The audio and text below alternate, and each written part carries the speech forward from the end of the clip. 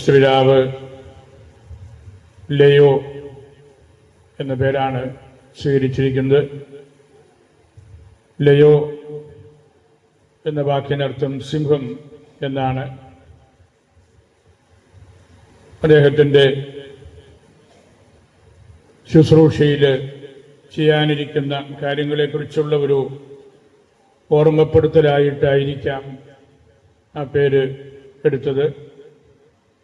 ലയോ 14 എന്ന് പറയുമ്പോൾ അതിനു മുമ്പ് 13 ലയോമാർ പരിശുദ്ധ സിംഹാസനത്തിൽ വന്നു. അവരുടെ എല്ലാം ശുശ്രൂഷയുടെ ഒരു തുടർച്ച, എന്നാൽ കേവലം ആവർത്തനം അല്ലാത്ത ഒരു കാര്യമാണ് പുതിയ പരിശുദ്ധ പിതാവ് റോബർട്ട് ഫ്രാൻസിസ് പ്രീവോസ്റ്റ് മനസ്സിൽ കാണുന്നത് എന്നത് വ്യക്തമാണ്. എങ്കിലും പ്രധാനമായിട്ട് ഒന്നാം ലയോ ദ ഗ്രേറ്റ് എന്ന് അറിയപ്പെടുന്ന പപ്പായും ലയോ 13 പപ്പായും പരിശുദ്ധ പിതാവിൻ്റെ മനസ്സിൽ ഉറപ്പായിട്ടും ഉണ്ടായിരിക്കും.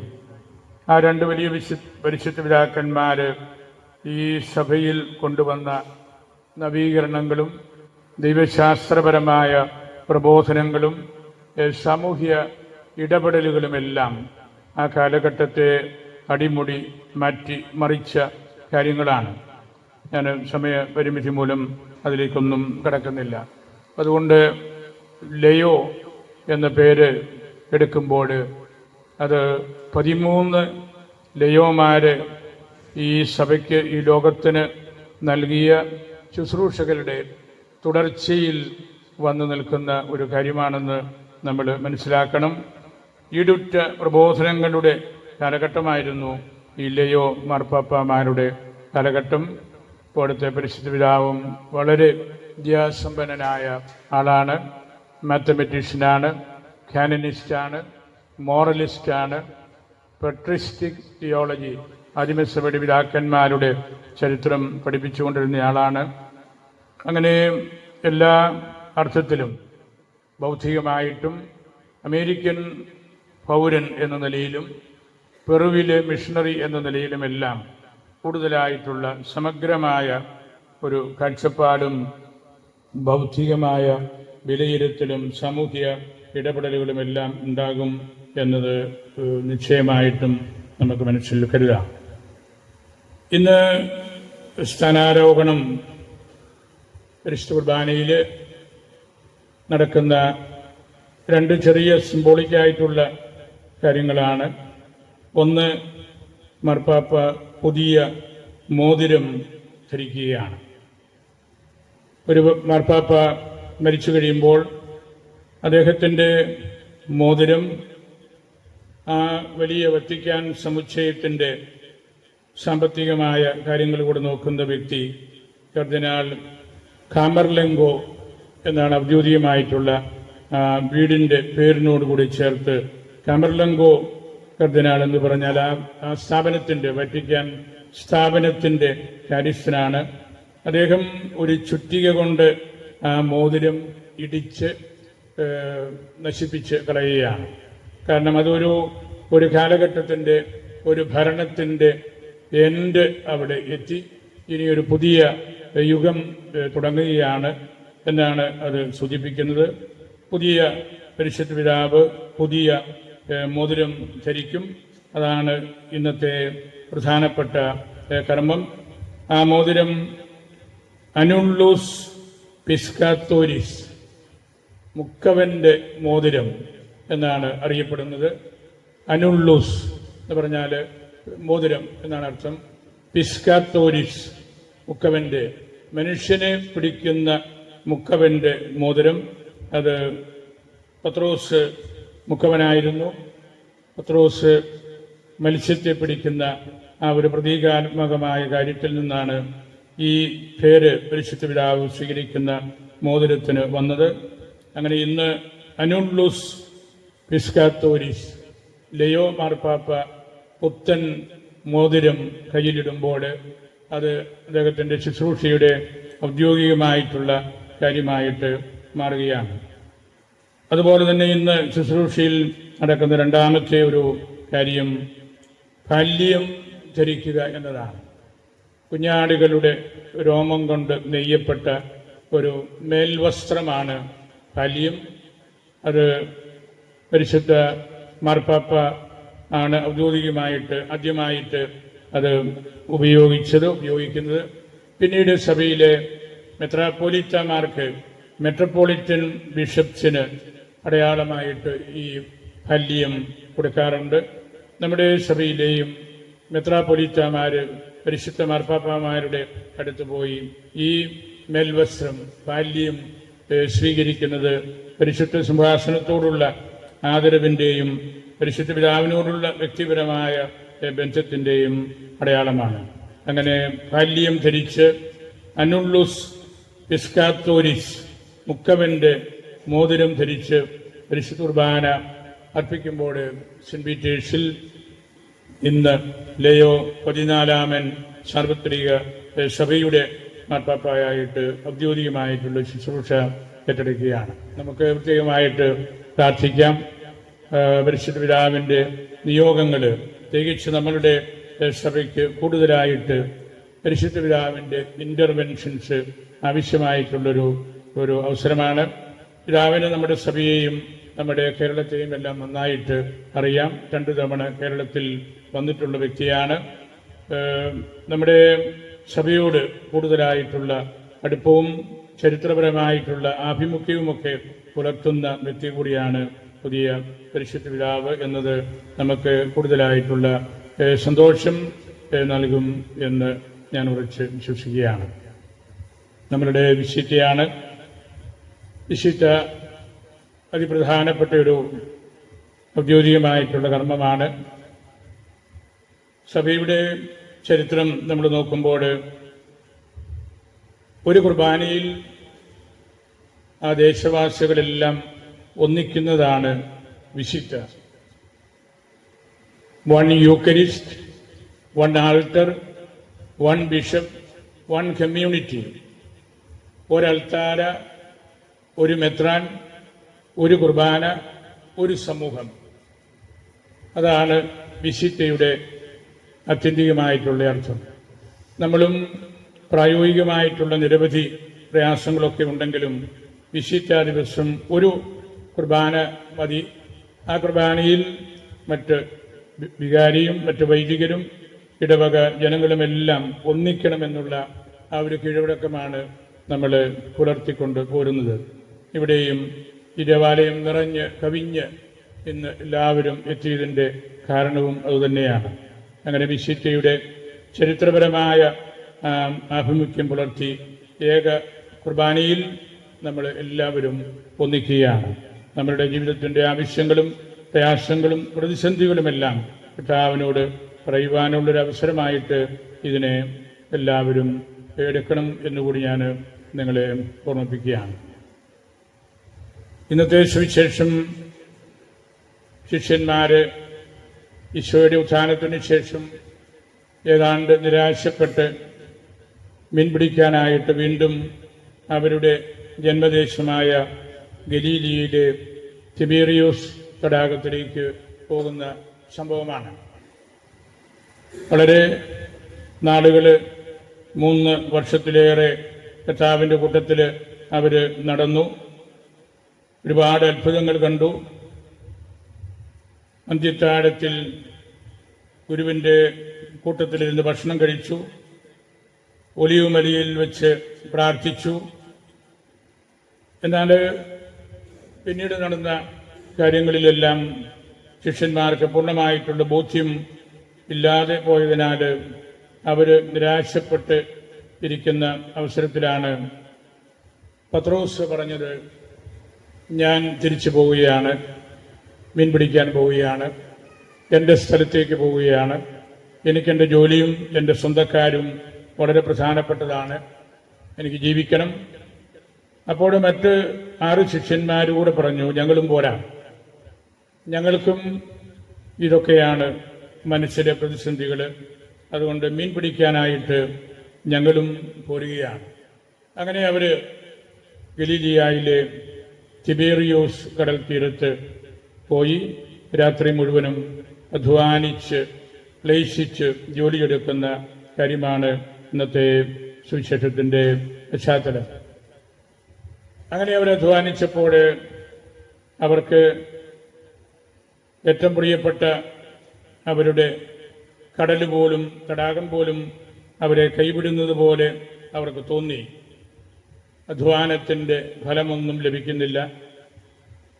ശിഷ്യന്മാർ മീൻപിടുത്തത്തിൽ വളരെ വൈദഗ്ധ്യമുള്ളവരായിരുന്നു. പക്ഷേ ഒന്നും കിട്ടിയില്ല. മണിക്കൂറുകൾ അവരധ്വാനിച്ചു, രാത്രി മുഴുവനും അധ്വാനിച്ചു. അങ്ങനെ ജീവിതത്തിൻ്റെ ഏറ്റവും സങ്കീർണമായ മറ്റൊരു അവസ്ഥയിൽ കൂടെ അവർ എത്തി നിൽക്കുന്ന ആ ഒരു സ്ഥിതിവിശേഷമാണ് നമ്മൾ കാണുന്നത്. അവർ അധ്വാനിച്ച് ഒരു നഷ്ടബോധത്തോടുകൂടി ജീവിക്കുമ്പോൾ ഗലീലിയായെ കുറിച്ച് തന്നെ അവർക്ക് അവരുടെ ഹോം കൺട്രിയെക്കുറിച്ച് തന്നെ പ്രയാസങ്ങളും ബുദ്ധിമുട്ടുകളുമൊക്കെ മനസ്സിൽ തോന്നിയിട്ടുണ്ടാകും. ഞാൻ കരുതുന്നത് ഈ സുവിശേഷം നമുക്ക് നൽകുന്ന ദ ലോങ് നൈറ്റ്, ഒരു രാത്രി മുഴുവനും, അതൊരു വ്യക്തിയുടെ ജീവിതം മുഴുവനുമാണ്. ഒരു രാത്രി മുഴുവൻ നമ്മുടെ ജീവിതത്തിൻ്റെ ദൈർഘ്യമാണ്, ഈ ലോകത്തിൻ്റെ ദൈർഘ്യമാണ്, സഭയുടെ കാലഘട്ടമാണ്. അധ്വാനിക്കുന്നവരാണ് നമ്മളെല്ലാവരും. എന്നാൽ അതിനുള്ള ഫലം നമ്മൾ പ്രതീക്ഷിക്കുന്ന രീതിയിൽ നമുക്ക് കിട്ടുന്നില്ല.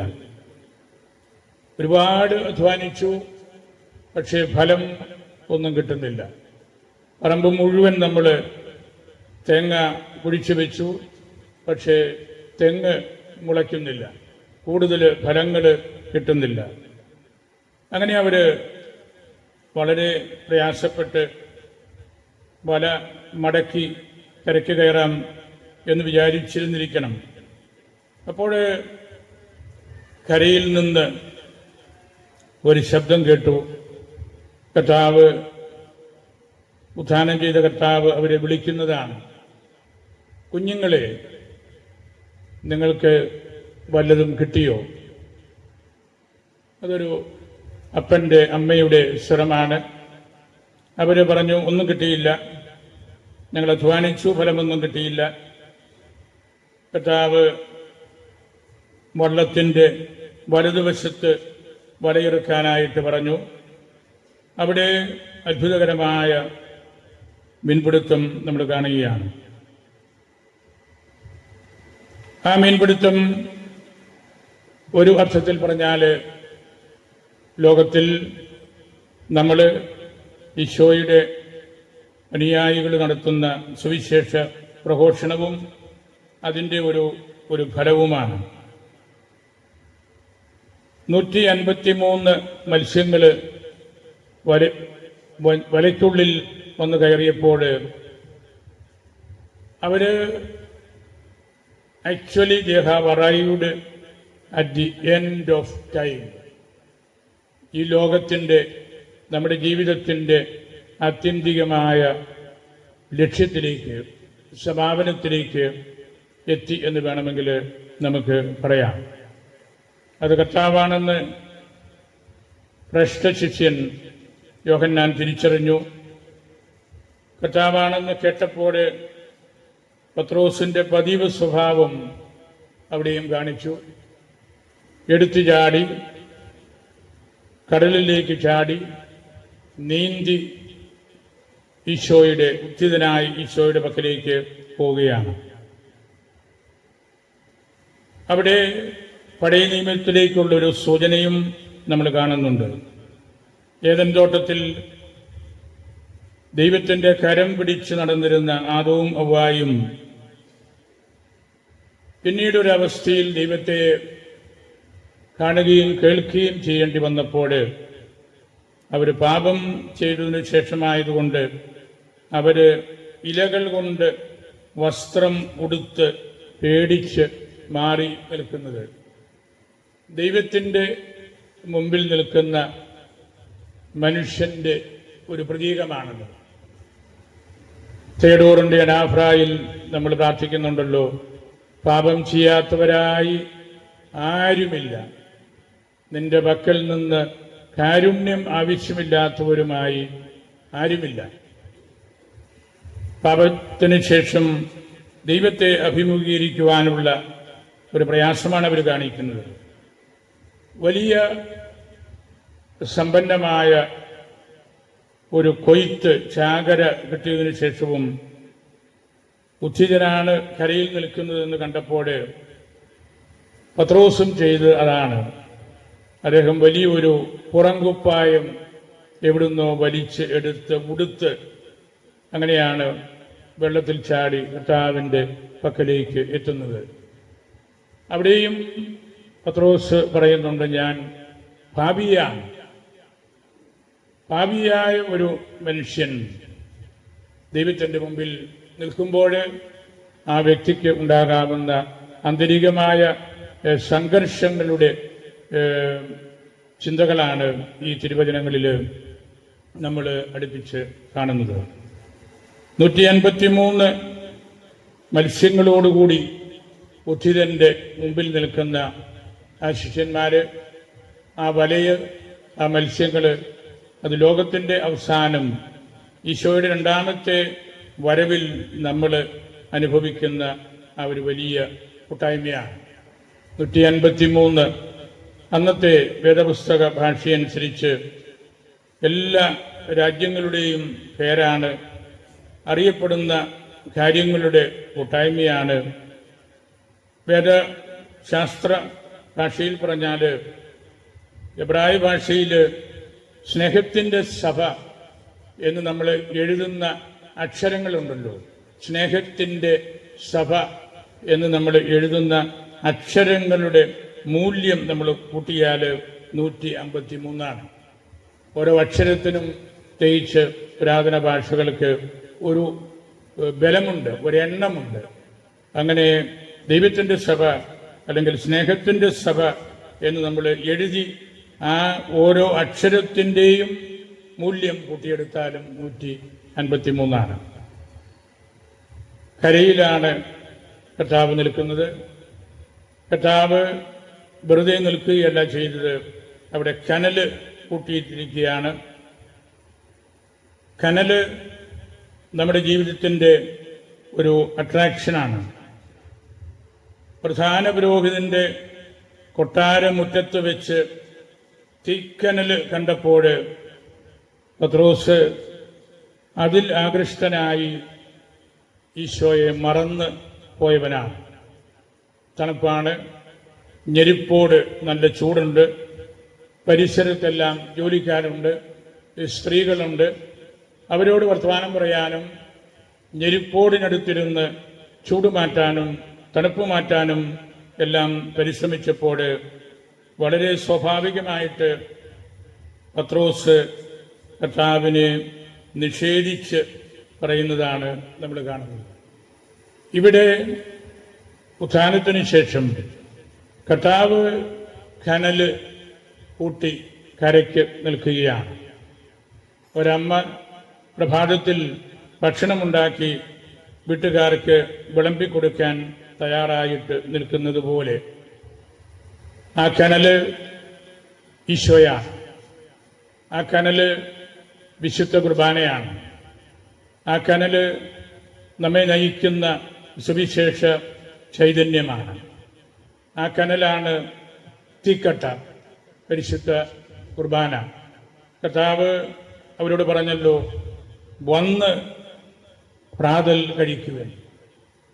ഈ പ്രാതലാണ് പരിശുദ്ധ കുർബാന.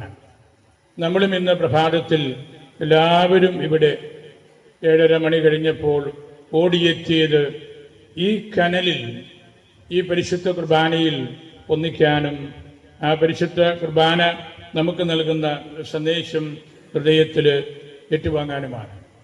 നമ്മളെല്ലാവരും ഈ കനലുകൊണ്ട് ജീവിക്കുന്നവരാണ്. നമ്മുടെ ശ്രദ്ധയും നമ്മുടെ ആകർഷണവും ഇതാണ്. ദിവ്യകാരുണ്യമാണ് ഈ കനല്.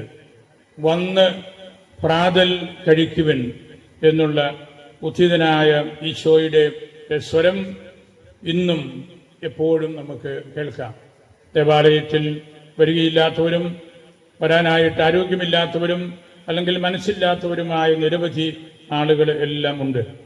അവിടെയെല്ലാം കർത്താവ് ഈ ശബ്ദം കേൾപ്പിക്കുന്നുണ്ട് എന്ന് നമ്മൾ മനസ്സിലാക്കണം. ഒരു കാര്യം നമ്മൾ തിരിച്ചറിയേണ്ടത്, not all the closed doors are locked doors.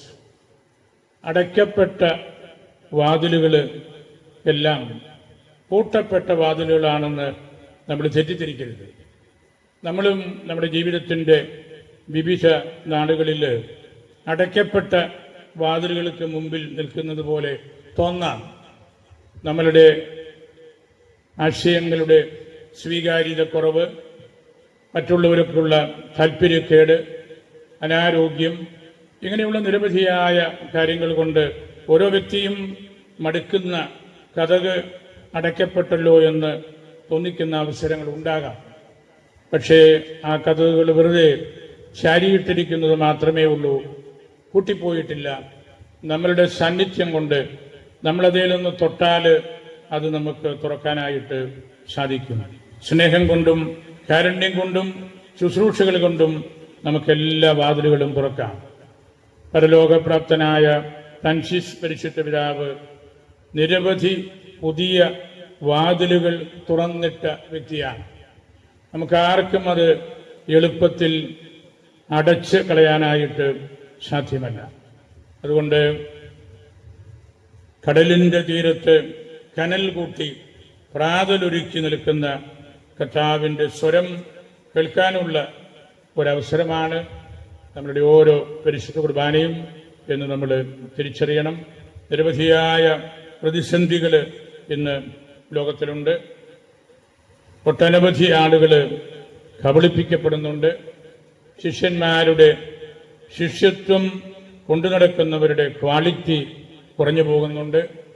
ഉപ്പ് ആയിട്ട് പ്രവർത്തിക്കേണ്ടവർ ആ ഒരു കാര്യത്തിൻ്റെ ശരിയായിട്ടുള്ള അവസ്ഥ മനസ്സിലാക്കാതെ ഷുഗറായിട്ട്, പഞ്ചസാര വിളമ്പുന്നവരായിട്ട് നമ്മൾ മാറുമ്പോൾ ക്വാളിറ്റി നഷ്ടപ്പെടുകയും രോഗങ്ങൾ പടർത്തുകയുമാണ് ചെയ്യുന്നത്. വ്യക്തമായിട്ട് വെളിച്ചമായിട്ട് നിൽക്കേണ്ട നമ്മൾ ചെറിയ വെളിച്ചം മാത്രമായിട്ട്, അല്ലെങ്കിൽ വെളിച്ചമേ ഇല്ലാതെ നടക്കുമ്പോൾ ആളുകൾ നമ്മെ കെട്ട മനുഷ്യർ എന്ന് വിളിക്കും. കെട്ട മനുഷ്യൻ ആരെക്കുറിച്ചും ഈശോയുടെ ആ ചൈതന്യം നമ്മുടെ മുഖത്തും നമ്മുടെ വാക്കുകളിലും ഇല്ലെങ്കിൽ മറ്റുള്ളവർ നമ്മെ വിളിക്കുന്ന കാര്യങ്ങളാണ് ഇതൊക്കെ. ശിഷ്യത്വം ശോഷിച്ച് പോകുന്ന പൗരോഹിത്യത്തിന് അർത്ഥമില്ല. ഒരച്ഛൻ്റെ പ്രാധാന്യം ഈശോയെ കൊണ്ട് നടക്കുന്നു. ഉദ്ധിതനായ ഈശോയുടെ ചൈതന്യമാണ് ആ അച്ഛനുള്ളത്. ക്രൂശിതനായ ഈശോയെയാണ് ആ അച്ഛൻ പ്രഘോഷിക്കുന്നത്. പൗലോസ് പറഞ്ഞതുപോലെ ഈ യാഥാർത്ഥ്യങ്ങൾ നമുക്ക് കൈമോശം വരുമ്പോൾ നമ്മൾ വെറും സെക്കുലറായിട്ടുള്ള മേഖലകളിലേക്ക് വഴുതി വീണ് പോവുകയാണ്. അതുകൊണ്ട് മീൻപിടുത്തക്കാരാകേണ്ട നമ്മൾ മനുഷ്യരെ പിടിക്കേണ്ടവരാണ്. നമ്മളുടെ നല്ല മാതൃക കണ്ട് കർത്താവിനെ മറ്റുള്ളവർക്ക് കാണിച്ചു കൊടുക്കുവാനുള്ള ആ ഒരു ദൗത്യമാണ് കരയ്ക്ക് നിന്ന് പ്രാതലുണ്ടാക്കി ക്ഷണിക്കുന്ന ഈശോ ഇന്ന് നമുക്ക് നൽകുന്നതെന്ന് നമ്മൾ തിരിച്ചറിയണം. കർത്തൃസന്നിധിയിൽ വീണുപോകാതെ നിൽക്കുവാനുള്ള ആ ഒരു വലിയ ചിന്ത നമുക്ക് എല്ലാവർക്കും ഉണ്ടാകട്ടെ എന്ന് ഞാൻ പ്രാർത്ഥിക്കുകയാണ്. ഞാൻ ആദ്യം സൂചിപ്പിച്ചതുപോലെ വലിയൊരു ദിവസമാണ്. പരിശുദ്ധ പിതാവ് ലിയോ മാർപ്പാപ്പ നമ്മുടെ എല്ലാവരുടെയും ഒരു പ്രതീക്ഷയും പ്രത്യാശയുമായിട്ട് മനസ്സിൽ നിറഞ്ഞ് നിൽക്കുന്ന നാളുകളാണ്. പിതാവിൻ്റെ കാരുണ്യം പരിശുദ്ധ പിതാവിൻ്റെ മേലും സമൃദ്ധമായിട്ട് ഉണ്ടാകണം. നിരന്തരമായിട്ട് നമ്മൾ ലിയോ 14 മാർപ്പാപ്പയ്ക്ക് വേണ്ടി പ്രാർത്ഥിക്കുന്ന നാളുകളാണ് ഇതെല്ലാം. നമുക്ക് നമ്മളുടെ ചിന്തകളെ കർത്താവിന് സമർപ്പിക്കാം. ഞങ്ങളെല്ലാവരെയും ഒരിക്കൽ കൂടി ഓർക്കുന്നു. വിശേഷപരിയായിട്ട് പ്രിയപ്പെട്ട വികാരിച്ചന് അച്ഛൻ്റെ നല്ല ഇടപെടലുകൾ ഈ സമൂഹത്തിന് വലിയൊരു ഉണർവ് നൽകിക്കഴിഞ്ഞു. ഇന്നലെ പള്ളി കമ്മിറ്റിയിൽ ഞാനത് സൂചിപ്പിച്ചതാണ്. നല്ലൊരു കമ്മിറ്റിയാണ് നമുക്കുള്ളത്. എല്ലാവർക്കും സംസാരിക്കാനറിയാം, പ്രാഗൽഭ്യമുള്ളവരാണ്. അവരെ ഏൽപ്പിച്ചിരിക്കുന്ന കാര്യങ്ങൾ അവർക്ക് നല്ലവണ്ണം അറിയാം, ചോദ്യങ്ങൾ ചോദിക്കാനറിയാം, ചെയ്തുകൊണ്ടിരിക്കുന്ന കാര്യങ്ങൾ പ്രസൻറ്റ് ചെയ്യാനറിയാം. അങ്ങനെ നല്ലതുപോലെ വളർത്തി വലുതാക്കി ഉപകാരപ്രദമായ ഒരു പുത്തൻ കമ്മിറ്റിയാണ് ഈ പള്ളിക്കുള്ളതെന്ന് കണ്ടതിൽ എനിക്ക് അതിയായ സന്തോഷമുണ്ട്. വിചാരിച്ചൻ്റെ നല്ല ഇടപെടലുകൾ, നല്ലൊരു നിർമ്മാതാവാണ്. നമ്മുടെ രൂപതയിൽ പള്ളികൾ പണിയുകയും പാരിഷ് ഹാളുകൾ പണിയുകയും സെമിത്തേരി കപ്പേള പണിയുകയും പള്ളിമുറികൾ പണിയുകയും എല്ലാം ചെയ്ത നീണ്ട ഒരു ചരിത്രമാണ് ബഹുമാനപ്പെട്ട ജോൺസൺ പുള്ളിത്തച്ഛൻ്റേത്. അച്ഛൻ്റെ പ്രാർത്ഥനയും നിഷ്കളങ്കമായ ജീവിതവും നമുക്ക് എല്ലാവർക്കും ഒരു മുതൽക്കൂട്ടാണ്. ആ ഒരു കൂട്ടായ്മയിലാണ് ഇവിടെയുള്ള കൊച്ചച്ഛനും മൊട്ടൂന്നേലച്ഛനും കുര്യൻ മറ്റുതിലച്ഛനും ജീവനച്ഛനും എല്ലാം പ്രവർത്തിക്കുന്നത്. അവരെല്ലാം ചേർത്ത് നിർത്തി സ്വന്തം സഹോദരങ്ങളെപ്പോലെ കാണാനുള്ള ഒരു വിശാലത വിചാരിച്ചിട്ടുണ്ടെന്നുള്ളത് സന്തോഷപ്രദമായ കാര്യമാണ്. നമ്മളുടെ ഇടവകയിൽ സമർപ്പിത സഹോദരിമാരെ പ്രത്യേകമായിട്ട് ഞാൻ ഓർക്കുകയാണ്. അവർ 2-3 മഠങ്ങളിലായിട്ട് പ്രവർത്തിക്കുന്നു. അവരുടെ സാന്നിധ്യവും അവരുടെ സേവനവും നമുക്ക് ഈ ദേശത്തിന് വളരെ വിലപ്പെട്ടതാണ്. ഈ ഇടവകയിൽ നിന്നുള്ള വൈദികരെയും സമർപ്പിതരെയും ഞാൻ പ്രത്യേകമായിട്ട് ഓർക്കുന്നു. പ്രത്യേകമായിട്ട് എടേട്ട് ടോബിനച്ചനെയും കുമ്പക്കൽ തോമാച്ചനെയും 2 പേരും ഒരേ സമയത്ത് ഇവിടെ വെച്ച് തിരുപ്പട്ടം സ്വീകരിച്ചവരാണ്. അവർ ജർമ്മനിയിൽ നമ്മുടെ രൂപതയ്ക്ക് വേണ്ടി ജപാലിന് ശുശ്രൂഷ ഇപ്പോൾ നടത്തിക്കൊണ്ടിരിക്കുകയാണ്. അങ്ങനെ ദൈവം സമൃദ്ധമായിട്ട് അനുഗ്രഹിച്ച ഒരിടവകയാണ് ഇത്. വളർന്ന് വലുതായി ഇതിൻ്റെ സൗകര്യങ്ങളെല്ലാം എന്ന് പറഞ്ഞാൽ അതെല്ലാം നിങ്ങൾക്ക് വേണ്ടിയാണ്. ഇവിടെ പാരിഷ് ഹാൾ പണിതതും പള്ളിമുറി പുതുക്കി പണിതതും പള്ളിയുടെ മുറ്റം വിശാലമാക്കിയതും എല്ലാം നിങ്ങൾക്ക് വേണ്ടിയാണ്. അച്ഛൻ അതിനു വേണ്ടി അധ്വാനിക്കുന്നു എന്ന് മാത്രമേ ഉള്ളൂ. ആ തലത്തിൽ നമ്മളുടെ ഈ ഇടവക നല്ലവണ്ണം വളർന്നു. കൂട്ടായ്മയുടെ വലിയൊരു സെൻ്ററായി ഇത്. ഇതര മതസ്ഥരും ഈ പള്ളിയിൽ എളുപ്പത്തിൽ വരാനും അച്ഛനോട് സംസാരിക്കാനും എല്ലാം സാധിക്കുന്നുണ്ട്. നമ്മളുടെ സ്കൂള് നല്ലതാണ്. ഇവിടെയുള്ള അച്ഛൻ്റെ സാന്നിധ്യവും ഇടപെടലുകളുമൊക്കെ എപ്പോഴും വിലപ്പെട്ട കാര്യങ്ങൾ തന്നെയാണ്. ഞങ്ങളെല്ലാവരെയും മാർ തോമാസ് ശ്ലീഹായ്ക്കും പരിശുദ്ധ അൽഫോൻസാമയ്ക്കും സമർപ്പിച്ച് പ്രാർത്ഥിച്ച് എൻ്റെ വാക്കുകൾ ഉപസംഹരിക്കും.